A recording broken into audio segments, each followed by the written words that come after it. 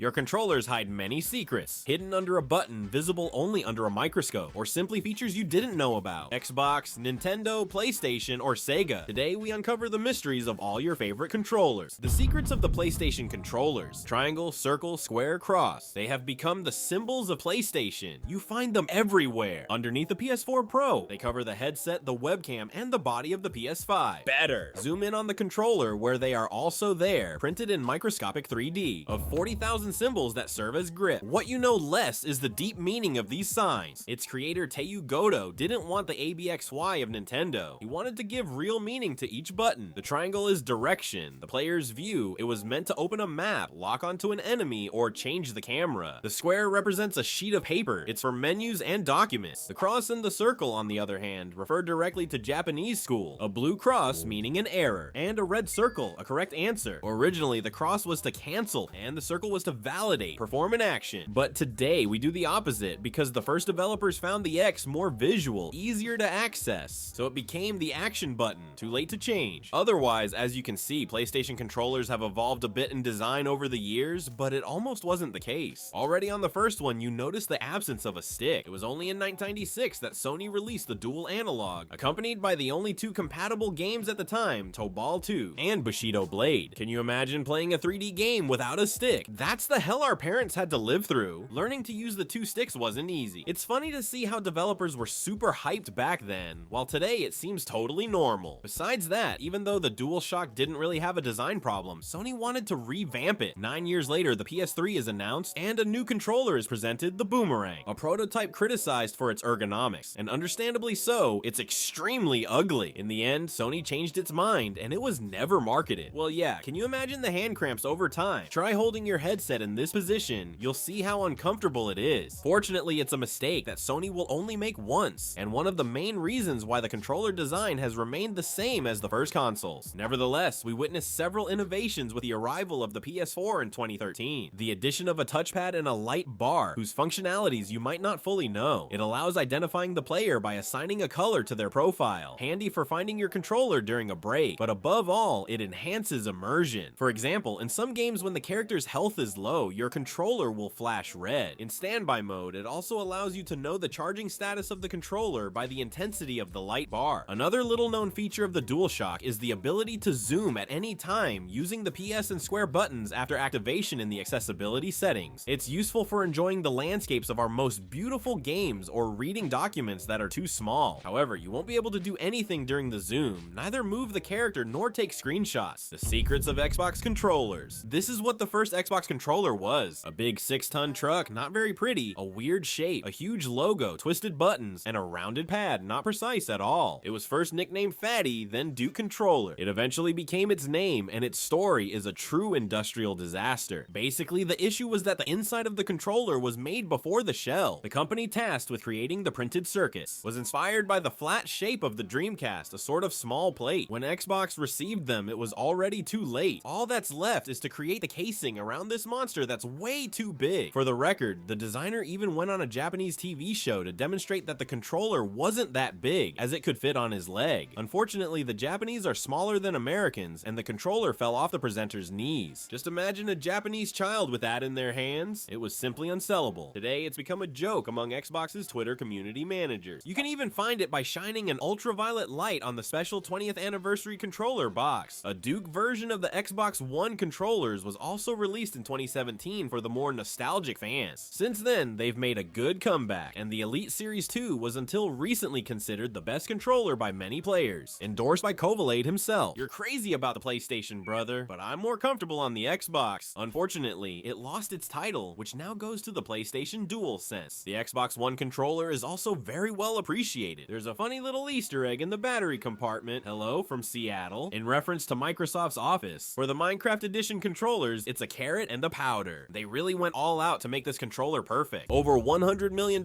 just for research and development, as much as for the movie 1917. Among the abandoned research ideas, the Xbox controller was supposed to emit scents based on the game's locations. You walk into a bar and bam, a cigarette smell. The feature will never see the light of day as the odors linger too long in the room. And who would want to wander through the sewers of The Last of Us? There was also supposed to be an integrated projector to display game images in the room and enhance immersion. The result wasn't wasn't great, it hurt the eyes and didn't add much. They tried putting a screen on the controller, but it wasn't very ergonomic to have your eyes both on the TV and in your hands. By the way, have you ever wondered why Xbox controllers don't have an integrated speaker like other consoles? Some prototypes have them, but Microsoft wasn't satisfied with the sound and deemed the feature obsolete. After all, the TV is already there for that. A designer still proposed an interesting idea for the latest console generation, the Aorus project, a sort of Alexa for gaming, with 3D sound and an 8K HDR laser projector. You can play directly on the walls of your home. Regarding controllers, there is a touchscreen, no biometric recognition, and the ability to charge the controllers wirelessly. Just that. We'll see if such technologies really come to fruition in the coming years. As you may have understood, for Microsoft, innovation is key. That's why there is a special 2D fighting game controller on Xbox, the Fighting Commander Octa, a single stick and more buttons. It might remind you of the design of the Sega Saturn. Normal, the console was specialized in this style of game. Microsoft even thinks of players with disabilities with the adaptive controller, with its 2 large customizable buttons and various gadgets usable as additional sticks. The Times even named it the best invention of 2018. And for the most hardcore players, an elite version of the controllers has existed since 2015, allowing the interchange of different modules depending on the games and needs. It has allowed Xbox to open the market for customized controllers. The secrets of Nintendo controllers. There is a hidden message on the Switch Pro controller. By lowering the right stick, you can see the inscription, "Thanks to all game fans." Thank you to all video game fans. When you turn on this console, you're asked to press the A button 3 times. But in reality, you can use any button on the Joy-Con. The triggers and sticks even have a special sound reminiscent of certain Nintendo games,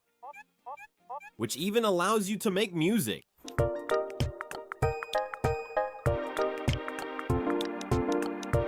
Better yet, by using the special Super NES controller, the menu sounds change to old school mode. The vertical bar becomes purple and white to evoke retro colors. Because yes, Nintendo has a long history in video games. 14, that's the number of home consoles they have produced since the late 70s. And that's not counting portable consoles like the Game Boy and the DS. The least we can say is that in 14 versions of controllers, there has been change. It's important to know that almost all current controller standards come from Big N. If the buttons are round, it's thanks to the family computer. Before, they were square, but Nintendo realized that the buttons tended to rotate on their axis. When pressed, the corners would get stuck under the shell, a nightmare that would bug the whole game and render your controller obsolete. The NES even received an Emmy Award for the invention of the directional pad, particularly innovative at the time. Its successor, the Super NES, introduced the top buttons to which triggers were later added. It's also Nintendo that gave the name to your buttons. A and B were more original than 1 and 2, which were seen on all the controllers of the first consoles. Then we moved on to A, B, X, Y. Why not do A, B, C, D? Mainly because of the sound, too similar, especially in Japanese, but also because it would be misaligned. It makes sense. And finally, since we still needed more buttons, we added Z and C, but in different places, so it's a bit of a mess. It must be said that Nintendo controllers have not always been universally accepted, as proven by the Nintendo 64. At first glance, you don't know how to hold the device. The 3 handles were actually used to directly reach the buttons depending on the games you were playing. For a 2D game, the 2 opposite handles were preferred, the directional pad and the action buttons. For a 3D game, you use the right half of the controller, and for FPS games, the left part. Some games required a save module that was attached under the controller to save the game. This module could be replaced by a rumble pack, the ancestor of vibrations, which gives the impression of holding a block of stone that's way too heavy and not ergonomic. The GameCube controller made up for that, and even today, it's the favorite of Pro Smash players. It might not look very appealing to you, with its strange shape, oddly placed buttons, and octagonal notch sticks, yet in terms of ergonomics, it's incredible. This is not the only achievement Nintendo accomplished with its GameCube. In 2002, it released the first wireless controller, the Wavebird, 3 years before the Xbox and 4 years before the PlayStation. Yeah, well, aesthetically it wasn't that great. Speaking of GameCube, do you remember its startup screen? Well, there was a secret one if you held the Z button. The secrets of other controllers. Did you know there were games in the Sega Dreamcast controller? Visually, it was already quite unique for the time, with its visual memory unit and integrated screen that allowed displaying bonus info on certain games. You could even detach it from the controller to access a mini portable console, and surprisingly, there were quite a few mini games. The most notable one is Chaos Adventure from Sonic Adventure. You could catch chaos that you imported onto your VMU to take care of them, like in a Tamagotchi. Feed them, watch them wander, make them evolve, and even send them to fight with other players. Otherwise, do you remember the hidden messages on the Switch and Xbox controllers? The Oculus Rift controllers take up the concept, but in a much less cool way. Big Brother is watching you. Space for rent. The Masons were here. I fix it, we see you. And other unsettling messages have been found on the components. A geek joke that did not please at all, which prompted one of the lead designers to issue an apology to the players. Toy brands also have a sense of humor. Fisher-Price wanted to pay tribute to Nintendo by implementing a small Easter egg in a children's controller. You just had to enter the Konami code, a complex button combination developed by a Konami employee that essentially served as a cheat code. The toy then starts flashing, you have won. As we have seen, controllers have many secrets and have changed a lot. In your opinion, in 20 years, will we still be playing with video game controllers? If so, what will they look like? This accessory is somewhat the symbol of our passion, and I am really curious to know how it will evolve. Today, all our favorite manufacturers are converging towards the same controller design. After all the failures, will designers continue to innovate? I'll let you tell me what you think in the comments. If you liked it, remember to like and subscribe. Alright friends, ciao.